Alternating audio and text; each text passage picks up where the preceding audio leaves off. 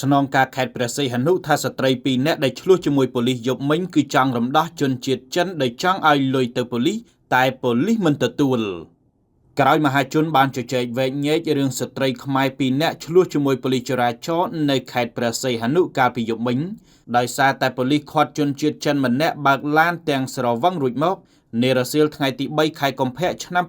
2026នេះស្នងការដ្ឋាននគរបាលខេត្តព្រះសីហនុបានចេញមកធ្វើការបំភ្លឺថាកម្លាំងការិយាល័យនគរបាលចរាចរណ៍ផ្លូវគោក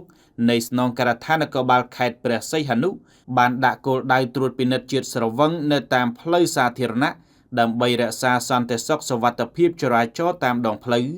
និងកាត់បន្ថយគ្រោះថ្នាក់ចរាចរណ៍ហើយសមត្ថកិច្ចចរាចរណ៍ខេត្តព្រះសីហនុតែងតែណែនាំអប់រំផ្សព្វផ្សាយច្បាប់ស្តីពីចរាចរណ៍ផ្លូវគោកជាប្រចាំ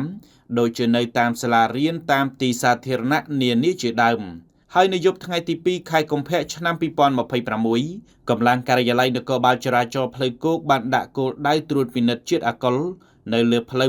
28មិថុនាស្ថិតក្នុងសង្កាត់លេខ3ក្រុងព្រះសីហនុខេត្តព្រះសីហនុបានពិនិត្យណែនាំរថយន្តនិងម៉ូតូជាច្រើនគ្រឿងដែលឡែកក្នុងពេលត្រួតពិនិត្យនោះបានពិនិត្យរថយន្តមួយគ្រឿង Mark Alphard ពណ៌ខ្មៅពាក់ផ្លាកលេខភ្នំពេញ 2W6130 បើកបរដោយបរិសុទ្ធជនជាតិចិនម្នាក់ក្នុងស្ថានភាពស្រវឹងស្រាមានជាតិអាល់កុលក្នុងខ្លួន 0.68 ក្នុងមីលីលីត្រខ្យល់ហើយត្រូវបានសមត្ថកិច្ចឃាត់ឲ្យនៅកន្លែងសិនពេលស្វាងទើបសមត្ថកិច្ចសម្របសម្រួលឲ្យទៅផ្ទះវិញ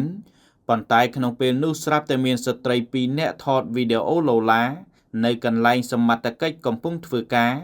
ចង់រំដោះជនជាតិចិននោះហើយជេរប្រមាថមើលងាយលើកងកម្លាំងសមត្ថកិច្ចនិយាយទៅមុខទៅក្រោយទំនងជាស្រវឹងដោយជនជាតិចិននោះដែរ